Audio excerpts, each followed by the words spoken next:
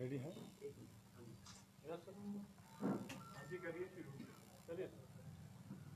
सभी प्रेस साथियों का यहाँ पहुँचने पर मैं स्वागत करता हूँ, धन्यवाद करता हूँ। और जिस प्रकार से आदमपुर के उपचुनाव में आप सभी ने निष्पक्षता के साथ, पारदर्शिता के साथ पत्रकारिता का धर्म निभाया, उसके लिए भी मैं आप सभी का धन्यवाद करता हूँ। आप सभी के माध्यम से मैं आदमपुर की महान जनता का, छत्तीस बिरादरी के हमारे परिवार का भी धन्यवाद करता हूँ, जिन्होंने एक बार फिर 54 साल के जो उनके और हमारे बीच का पारिवारिक रिश्ता है, जो विश्वास है, उसको आशीर्वाद दिया। और जो लोग जाति धर्म के नाम पर राजनीति करते हैं, झूठ फरेब की राजनीति करते हैं, असभ्यता की राजनीति करते हैं, उनको बाहर का रास्ता दिखाने का काम किया। आप सभी के माध्यम से मैं धन्यवाद करता हूँ उन सभी कार्यकर्ताओं नेताओं का भी, जिन्होंने आदमपुर के उपचुनाव को अपना चुनाव समझकर पूरी मेहनत के साथ अपनी भूमिका को निभाया। और आप सभी के माध्यम से मैं जो आदमपुर की जीत हुई है, उसे स्वर्गीय चौधरी भजनलाल जी के चरणों में समर्पित करता हूँ। इस जीत को मैं हमारे देश के बहुत ही यशस्वी प्रधानमंत्री श्री नरेंद्र मोदी जी को भी समर्पित करता हूँ, जिनके नेतृत्व से आज पूरा हिंदुस्तान प्रभावित है। आप सभी के माध्यम से इस जीत को मैं हरियाणा प्रदेश के मुख्यमंत्री श्री मनोहर खट्टर जी को भी समर्पित करता हूँ, जिनकी कार्यशैली से आज पूरा हरियाणा प्रदेश प्रभावित है। और भविष्य में आने वाले 2 सालों में मैं ये संकल्प लेता हूँ कि आदमपुर का विकास मेरी प्राथमिकता रहेगी। और मुझे भरोसा है मनोहर जी के नेतृत्व में कि जिस प्रकार से वो बिना किसी भेदभाव के विकास कार्य पूरे हरियाणा प्रदेश की करते हैं, कि आने वाले समय में उन्हीं की रहनुमाई में आदमपुर का कायाकल्प होने वाला है। एक बार पुनः आपके माध्यम से मैं आदमपुर के सभी लोगों का धन्यवाद करता हूँ। सर, जैसा कि आपके दादाजी ने जयप्रकाश को हराया, पिताजी ने हराया और अब आपने हराया, हैट्रिक लगाकर कैसा अनुभव हो रहा है? बहुत अच्छा अनुभव हो रहा है। जयप्रकाश जी बहुत ही वरिष्ठ नेता है, उनका मैं सम्मान करता हूं। तो ऐसे में अगर चुनाव में मेरी जीत हुई है तो मेरे लिए बहुत बड़ी बात है। 2024 आप दूर नहीं है। 2024 तो आपने नेचुरली अभी से क्या सोचा, उसके क्या रणनीति और किस तरह से आप चलेंगे आगे? देखिए, 2 पहलू है इस सवाल की। पहला तो ये कि आदमपुर की अगर हम बात करें तो जैसे मैंने कहा कि आदमपुर का विकास ही मेरी प्राथमिकता रहेगी। और बहुत सारे ऐसे काम हैं जो मैं हल्के में करना चाहता हूँ। शिक्षा, स्वास्थ्य, रोज़गार से लेकर भीड़ हिसार के 5 गाँव को मालिकाना हक दिलाने से लेकर हमारे किसानों को पानी और बिजली की सुविधा देने तक बहुत सारे ऐसे काम हैं जिनको मैं अंजाम देना चाहता हूँ। और रही बात पूरे हरियाणा प्रदेश की रणनीति की बात अगर आपने की, तो मैं समझता हूँ कि आदमपुर का जो उपचुनाव है वो एक प्रकार से ड्रेस रिहर्सल था 2024 के आम चुनाव का। और जिस प्रकार से हुड्डा परिवार को फ्री हैंड कांग्रेस पार्टी ने दिया, तो दूसरी बार पहले भी इनकी हार हुई है। पहली बार जिस तरह से राज्यसभा का चुनाव हुआ था, उसमें शेर हरियाणा चौधरी कुलदीप जी ने अकेले अपने दम पर हुड्डा साहब को चित किया, पहली हार वो हुई। और दूसरी हार आदमपुर के उपचुनाव में आपने देखा जिस प्रकार से हुड्डा साहब और उनके लड़के दिन रात एक करके इस चुनाव में वो प्रयास कर रहे थे किसी न किसी तरह से वो जीते। तो इस चुनाव में आदमपुर की जनता ने उनको धूल चटाने का काम किया। और मैं पूर्ण विश्वास से कहता हूं कि 2024 के लोकसभा चुनाव में हरियाणा प्रदेश की जनता हुड्डा साहब की खाट खड़ी करेगी। और जो विधानसभा चुनाव होगा उस समय पूरी तरह से कांग्रेस पार्टी का सुपड़ा साफ होने वाला है। काउंटिंग सेंटर के बाद जयप्रकाश के ऊपर हमला हुआ, उन्होंने साफ तौर पर कहा है कि हमला जो है कुलदीप बिश्नोई और उनके अनुयायियों ने करवाया है, और एक जाति विशेष का भी नाम उन्होंने लिया कि उन्होंने किया। इस पर आपकी क्या प्रतिक्रिया है?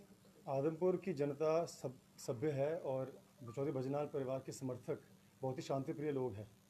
हिंसा की अगर हम बात करें तो हुड्डा साहब से अगर मैं हिंसा के साथ उनका नाम जोड़ूं तो गलत नहीं होगा। जिस प्रकार से कुछ समय पहले अशोक तंवर जी को जमकर पिटाई लोगों ने की, और उसके बाद जो जाड़ आरक्षण हुआ था उसमें जिस प्रकार से उन्होंने तबाही मचाने का काम किया, गुंडागर्दी मचाने का काम किया, असभ्यता की बात करें, गुंडागर्दी की बात करें, तो ये दोनों शब्द मैं कहूँगा जयप्रकाश जेपी जी के पर्यायवाची शब्द है, तो गलत नहीं होगा।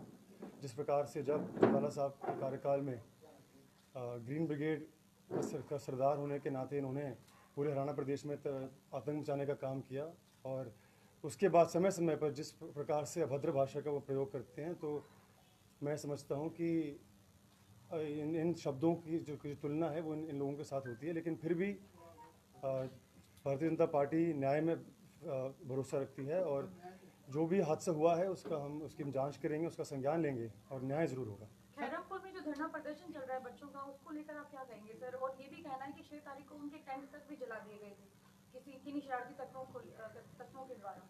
उसका हम संज्ञान जरूर लेंगे। और शिक्षा की अगर आपने बात की, स्टूडेंट्स की बात करी, तो शिक्षा को लेकर भारतीय जनता पार्टी, चौधरी भजनाल परिवार बहुत गंभीर हैं और जो मांगे, जायज़ मांगे हमारे हल्के की है, खैरमपुर गांव की, उनको पूरा करने का हम काम सर करेंगे। चुनाव पूर्ण होते ही स्कूल मर्ज हो रहे हैं, स्कूल मर्ज हो रहे हैं। एक बार इधर तो आओ यार। हाँ जी, कोई हाँ बात जी, नहीं, कोई बात चलो, नहीं। एक एक करके सारे करेंगे जी। एक बार आप भव्य, अभी आपने कहा कि आदमपुर का विकास आपकी प्राथमिकता रहेगी क्योंकि अब आप सरकार के साथ हैं, तो क्या ऐसी प्राथमिकताएं हैं, क्योंकि आदमपुर में पिछले कई सालों से आप लोगों का ये आरोप था कि विकास नहीं हुआ, तो क्या ऐसी चीजें रहेंगी जिस पर आप मतलब आपको लगता है तुरंत काम करने की जरूरत है?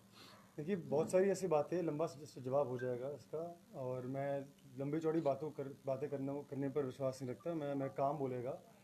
2-3 बातें ऐसी है, जैसे मैंने कहा कि जो बीड़ हिसार के 5 गांव हैं, उनको मालिकाना दिलाने की बात है, उसको मैं प्राथमिकता दूंगा।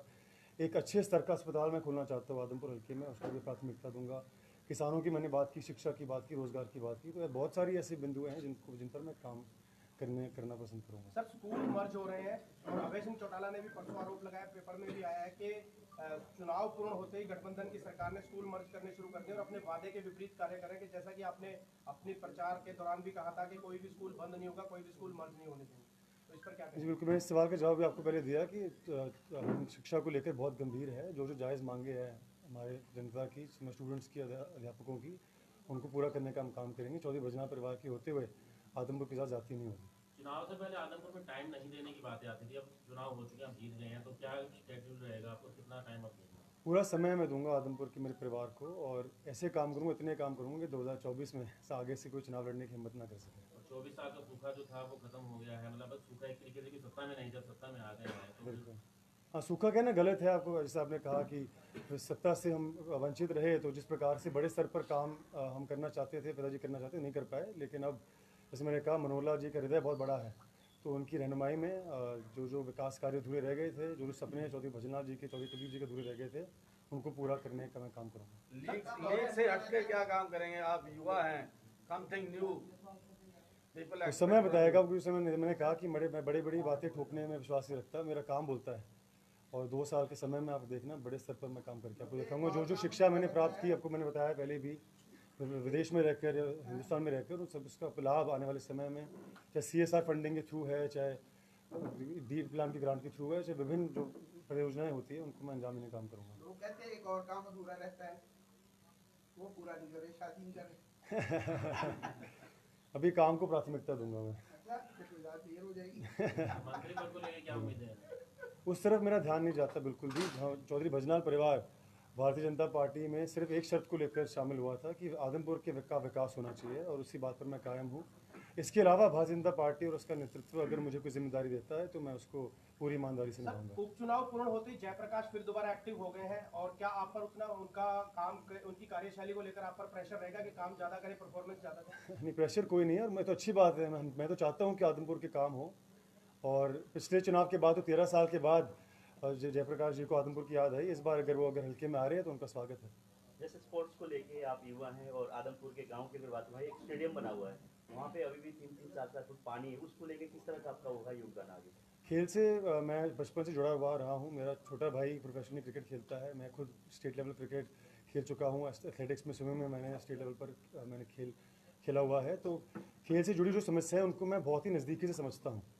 और चुनाव के दौरान भी और उससे पहले भी जितने भी युवा साथी मेरे पास आए थे, मैं उनको आश्वासन दिया था कि जब भी आप राजनीतिक रूप से मजबूत करेंगे, मैं आपकी समस्याओं का समाधान करने को प्राथमिकता दूंगा। तो खेल को लेकर मैं बहुत गंभीर हूँ, और उन पर भी मैं काम करूँगा। पिछले आदमपुर दिनों तो आपने मुख्यमंत्री संभाल के लिया, साथ लेकिन आपकी कुलदीप जी को मुलाकात क्या हुई। जिम्मेदारी अपनी देगी? हाँ जी। आदमपुर आपने संभाल लिया, कुलदीप जी को क्या जिम्मेदारी रहेगी? घर तो बैठेंगे नहीं और बहुत ही वरिष्ठ नेता है, मैं समझता हूँ। पिताजी दो बार सांसद रह चुके हैं, 4 बार विधायक, और मैं समझता हूँ कि उनका प्रभाव सिर्फ हरियाणा में नहीं बल्कि राजस्थान, पंजाब तक भी है। और भाजपा की अगर मैं बात करूँ, तो उनकी खास बात यह है कि वो मेरिट को प्राथमिकता देते हैं, और अंग्रेज़ी में कहावत है कि आई फॉर टैलेंट होना, तो आई फॉर टैलेंट भाजपा में भरपूर है। और मुझे विश्वास है कि आने वाले समय में उनकी सीनियरिटी के आधार पर, उनके काबिलियत के आधार पर उनको जिम्मेदारी चौधरी कुलदीप जी को सर मिलेगी। उपचुनाव पूर्ण होते कांग्रेस की जो जूतम बाजार है वो फिर दोबारा शुरू हो गई है। किरण चौधरी, शैलजा पर आरोप लगाए जयप्रकाश ने, और हुड्डा ने भी आरोप लगाए हैं, और हुड्डा जी ने तो टारगेट बना लिया कि किसी तरीके से जैसे कुलदीप जी छोड़कर गए दल, अब किरण चौधरी की बारी है। क्या कहेंगे? जैसे मैंने कहा, देखो अब हरियाणा कांग्रेस 2 लोगों की पार्टी रह गई है और आने वाले समय में पूर्ण रूप से कांग्रेस पार्टी का सुपड़ा साफ होने वाला तो शाम में भी उपचुनाव हो रहे हैं। है। इसके बारे में मैं कुछ चर्चा नहीं कर सकता। जिस दिन आपकी जीत की खबर आई उसी दिन से चर्चा शुरू हो गई थी। किरण जी का मैं बहुत सम्मान करता हूँ, हमेशा उनका आशीर्वाद मेरे सर पर रहा है और भारतीय जनता पार्टी में अगर उनकी रुचि है, उनकी आस्था है तो उनका स्वागत होगा। और ये चर्चा खैर भाजपा के सीनियर लीडर्स के बीच की है। मैं तो इतना ही कहूँगा कि मैं उनका सम्मान करता हूँ। उनका हमारे परिवार में हमेशा हमारे दरवाजे उनके लिए खुले हुए हैं। जीतने के बाद लगातार आपके सीनियर लीडर्स के साथ जो है मुलाकात हो रही है, मुख्यमंत्री के साथ भी मुलाकात हुई, एक सीनियर लीडर के साथ भी आपकी मुलाकात हुई। किन एजेंडा को लेकर सर आप जो है मुलाकात कर रहे हैं? मैं आशीर्वाद देने जा रहा हूँ, क्योंकि जिस प्रकार से इतनी कम आयु में भारतीय जनता पार्टी ने मुझे आदमपुर की सेवा करने का सौभाग्य प्रदान किया, तो मैं बहुत ही आभारी हूँ भाजपा के नेतृत्व का। तो इन बातों को लेकर मैं आभार प्रकट करने गया था, एक बार फिर उनका आशीर्वाद लेने गया था और उनको दोबारा मैंने ये कहा कि जो आपने हमसे वायदा किया था, जो आपने विश्वास हमें दिलाया था कि आप आदमपुर पर विशेष रूप से आशीर्वाद बनाए रखेंगे, उस विश्वास पर कायम रहे। इन बातों को लेकर मैंने चर्चा की। चंद्रमोहन जी का आशीर्वाद हमेशा मेरे पिता समान है वो और हमेशा उनका आशीर्वाद का मुझ पर। हालांकि हमारे राजनीतिक दल अलग है, लेकिन पारिवारिक रूप से हम एक हैं। सर, जैसा कि पिताजी और दादाजी का तो आशीर्वाद है, जैसे कुलदीप जी एक थम्स अप करते हैं, आप डबल थम्स अप कर रहे थे अभी। हाँ जी, हाँ जी। तो लेकिन उनके अलावा, उन दोनों के अलावा राजनीति में कौन आपका आदर्श है, किस नेता की तरह आप काम करना चाहेंगे? अच्छा सवाल है आपका। अटल बिहारी वाजपेयी जी से, मैं स्वर्गीय अटल जी से हमेशा प्रभावित रहा हूँ। जिस प्रकार से उन्होंने विपरीत से विपरीत स्थिति में भारतीय जनता पार्टी का झंडा लहराने का काम पूरे हिंदुस्तान में किया, जिस प्रकार से वो इतने प्रभावी वक्ता भी थे, उनके मैं अक्सर उनके वीडियोज़ में निकाल कर दिखता हूँ। उनकी नीतियों से, उनकी कार्यशैली से, उनके नेतृत्व से मैं काफ़ी प्रभावित हूँ। और आज की बात करें तो नरेंद्र मोदी जी से कौन प्रभावित नहीं है, तो उनको मैं अपना आदर्श मानता हूँ। तो गुजरात और हिमाचल भी जा रहे हैं प्रचार करने? जहाँ जहाँ जिम्मेदारी भारतीय जनता पार्टी मुझे देगी, मैं पूरी मेहनत के साथ उनकी उम्मीदों पर खरा उतरूंगा। आपकी जीत का जो अंतर रहा, आप सेटिस्फाई? जी बिल्कुल, हिंदी में कहावत है, जो जीतता वही सिकंदर होता है, चाहे वो एक ही वोट से क्यों ना हो। और विधानसभा चुनाव में 16,000 का मार्जिन मैं समझता हूँ बहुत ही अच्छी मार्जिन कहलाता है। मार्जिन की अगर आप बात करूँ तो कम इसलिए रहा क्योंकि आदमपुर में 2 प्रकार के वोट हैं, चौधरी बजनाल परिवार के पक्ष के और चौधरी बजनाल परिवार के विपक्ष के। विपक्ष का वोट जब एक तरफा डलता है, जिस प्रकार से आपने इस उपचुनाव में देखा, तो मार्जिन कम हो जाता है। और जब विपक्षी वोट बढ़ जाता है, जैसे 2019 में जेजेपी 16,000 वोट लेकर गई थी, तो मार्जिन बढ़ जाता है। तो और अगर हम वोट शेयर की बात करें तो वोट हमें चौधरी कुलदीप जी को 2019 में 64,000 के करीब मिले और मुझे 67,000 के करीब मिले। तो हर चुनाव में हमारा वोट शेयर बढ़ता है, तो मैं मार्जिन को भी अच्छा मानता हूँ और वोट शेयर को भी अच्छा मानता हूँ। अच्छी जीत हुई है। दीपेंद्र हुड्डा का बयान आया है कि हम लोग जीते तो नहीं, लेकिन भारतीय जनता पार्टी के कुलदीप बिश्नोई जी के 11,000 वोट हमने कम करने का कार्य किया है। देखिए, अगर दीपेंद्र जी को, कांग्रेस पार्टी को हार में अगर जीत दिखाई देती है तो उनको हार मुबारक हो, और इसी तरह से हारते रहे वो आगे भी। और जैसे मैंने भी कहा कि हमारा जो वोट है वो बड़ा है, कम नहीं हुआ पहले से। और जो विपक्षी वोट था वो एकजुट हो गया था और उन्होंने पूर्ण रूप से प्रयास किया कि जात पात के आधार पर चुनाव को लड़ें, और इस कोशिश में वो नाकाम रहे। ऐसी जो रणनीति लोग रखते हैं, आदमपुर के लोग बहुत ही जागरूक और समझदार हैं। तो अगर इनका ऐसे रहेगा तो पूर्ण रूप से, मैंने कहा, इनका सुपड़ा साहब ऐसे होने वाला है, और ऐसे रहेगा तो और भी जल्द सुपड़ा साहब। भूपेंद्र सिंह हुड्डा का कहना है कि हम बिना कुलदीप बिश्नोई, बिना भजनलाल परिवार के जब लड़े तो 10,000 वोट लिए थे सत्येंद्र सिंह ने, अब हम 52,000 पे पहुंच गए और भारतीय जनता पार्टी सिसक कर जीती है। क्या कहना है? यह इनकी बौखलाहट है।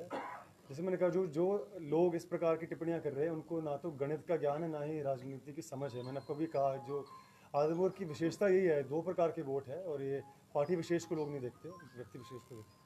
सर, आदमपुर में अफवाह चल रही है कि भूपेंद्र बिश्नोई के 6 पैक एप्स हैं, फिटनेस फ्री के, इस तरह की बातें चल रही है। 6 पैक ऐप जरूर थे, लेकिन चुनाव के दौरान लोगों का प्यार बहुत, आशीर्वाद बहुत मिला, तो इसको थोड़ा कम करने की आवश्यकता भी है। दोबारा 6 पैक अगर समय मिलेगा तो मैं कोशिश करूँगा।